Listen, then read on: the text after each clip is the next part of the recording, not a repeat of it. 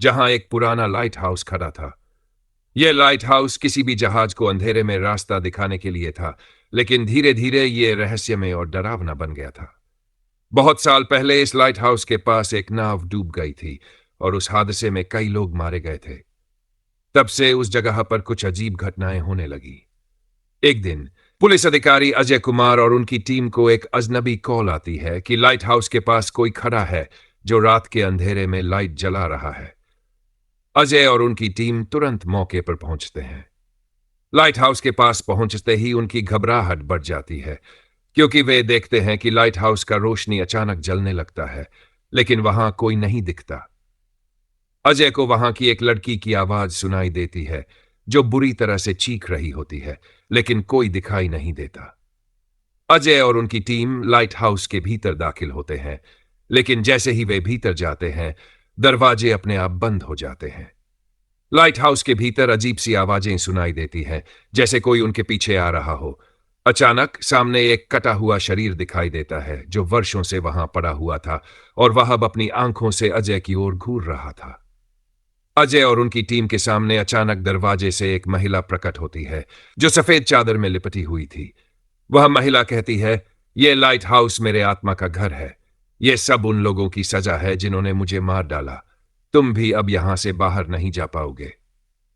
Police team की घबराहट बढ़ जाती है और वे बमुश्किल लाइट हाउस से बाहर निकलने की कोशिश करते हैं, लेकिन हर कदम पर कुछ अजीब घटित होता है, जैसे दीवारों से खून टपक रहा हो और चारों ओर डरावनी आवाजें गूंज रही हों। आखिरकार अजय को समझ में आता है कि यह लाइट हाउस किसी सजा की जगह नहीं, बल्कि एक शापित स्थान है, जहां मौतें होती रही है और आत्माएं शांति नहीं पाती। अजय और उनकी टीम की जान तभी बचती है जब वे लाइट हाउस के अंदर से बाहर निकलने में कामयाब होते हैं। लेकिन इस घटना के बाद अजय का जीवन हमेशा के लिए बदल जाता है। वह जानता है कि वह लाइट हाउस में जो कुछ भी देख चुका था, वह केवल शुरुआत थी।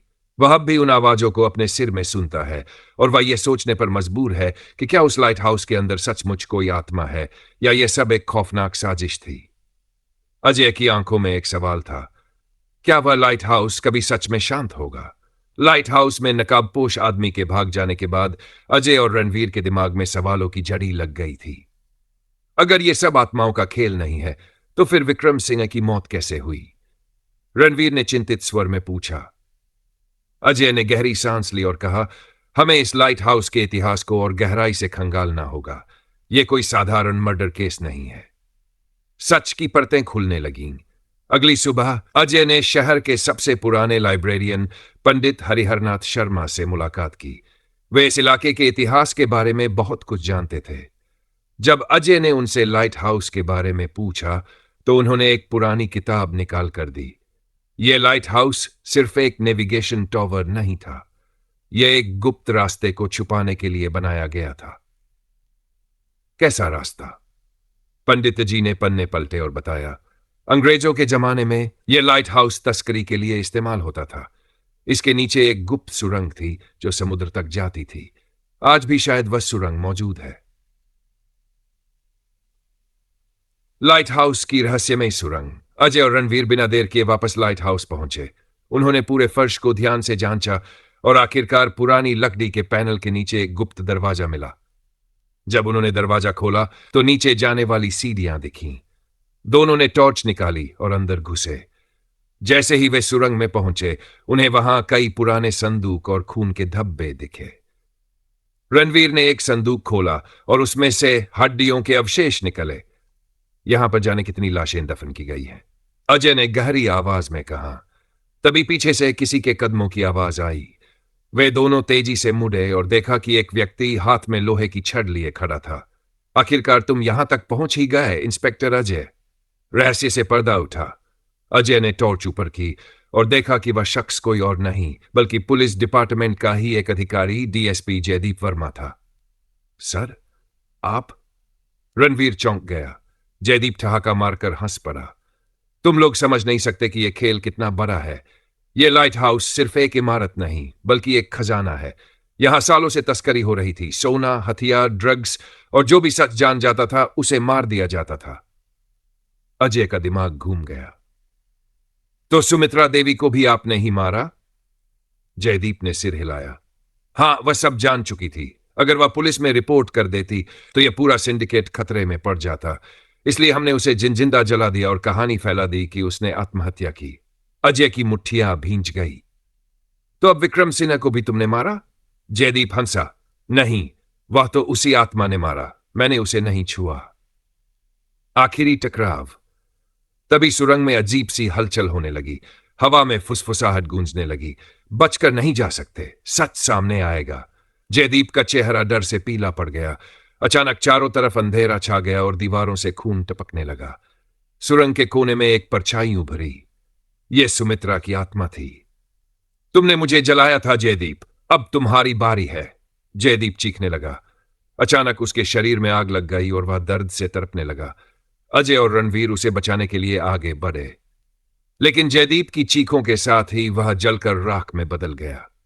सुरंग में एक तेज हवा चली और सुमित्रा की आत्मा धीरे धीरे गायब हो गई।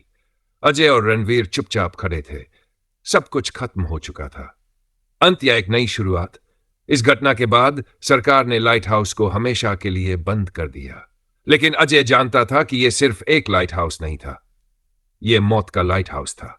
हाउस को सरकार ने बंद कर दिया था, लेकिन अजय के मन में अब भी एक सवाल था, क्या सच में सब खत्म हो गया?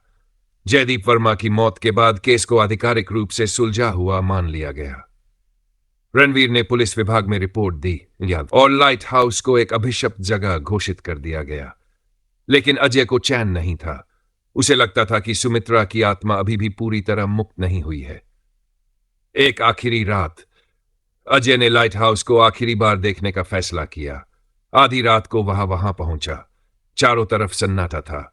लाइट हाउस पर लगे खतरनाक अंदर जाना मना है के बोर्ड हवा में हिल रहे थे। अजय ने गहरी सांस ली और अंदर चला गया। भीतर घुसते ही उसे एक हल्की सी सरसराहट सुनाई दी। उसे लगा कोई उसका नाम ले रहा हो। अचौंक कर मुड़ा, लेकिन वहां कोई नहीं था। तभी एक धुंधली आकृति उसके सामने प्रकट हुई। यह सुमित्रा की आत्मा थी। आप अभी तक मुक्त नहीं हुई? अजय ने धीरे से पूछा। सुमित्रा की आंखों से आंसू छलक पड़े। न्याय अधूरा है अजय। कैसा न्याय? तुमने सिर्फ जयदीप को पकड़ा, लेकिन असली गुनहगार अब भी जिंदा है। अजय के रोंगटे खड़े हो गए। तो असली शैतान कौन है? सुमित्रा की आत्मा ने धीरे से कहा, पुलिस कमिश्नर विनोद मल्होत्रा। असली शैतान का पर्दाफाश। अजय को मानो बिजली का झटका लगा। तो इसका मास्टरमाइंड जयदीप नहीं बल्कि मल्होत्रा था। उसने ही मेरे खिलाफ साजिश रची। उसने ही तस्करी के इस धंधे को चलाया और जयदीप सिर्फ उसका एक मोहरा था। अजय समझ चुका था कि उसकी असली लड़ाई अब शुरू हुई थी।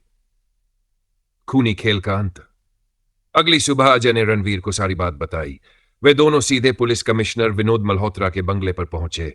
विनोद मल्होत्रा ने उन्हें देखकर मुस्कुराते हुए कहा, अजय, तुम्हें तो प्रमोशन मिलना चाहिए। आखिरकार तुमने जयदीप को खत्म कर दिया। अजय ने अपनी गन निकाल ली। खेल खत्म सर। सुमित्रा ने मुझे सब सच बता दिया है। मल्होत्रा के चेहरे से रंग उड़ गया। तो तुम उस भूतनी की बातों पर भरोसा कर रहे हो? उसने हंसने की कोशिश की, लेकिन तभी कमरे की लाइट्स झपकने लगीं। दीवारों पर खून के धब्बे उभरने लगे और फिर हवा में एक जानी पहचानी फुसफुसाहट गूंज उठी। अब तुम बच नहीं सकते विनोद मल्होत्रा। कमिश्नर चीख उठा। उसकी आंखें डर से फैल गईं। अचानक उसके शरीर में आग लग गई, ठीक वैसे ही जैसे जयदीप की मौत हुई थी। वह जमीन पर गिरकर तड़पने लगा और कुछ ही पलों में उसकी राख हवा में उड़ गई। लाइट हाउस की मुक्ति। सब कुछ शांत हो गया। अजय और रणवीर एक दूसरे को देख रहे थे। तभी एक हल्की सी हवा चली। अजय ने देखा, सुमित्रा की आत्मा मुस्कुरा रही थी। अब मुझे मुक्ति मिल गई अजय, तुम्हारा धन्यवाद। और फिर वह धुंधली आकृति धीरे धीरे गायब हो गई। अंत या एक नई शुरुआत। इस घटना के बाद लाइट हाउस को तोड़ दिया गया, लेकिन अजय अब भी कभी कभी महसूस करता था कि कोई उसकी परछाई के साथ चल रहा है। शायद लाइट हाउस की कहानी सच में खत्म हो चुकी थी, या फिर कोई नया रहस्य उसे बुला रहा था।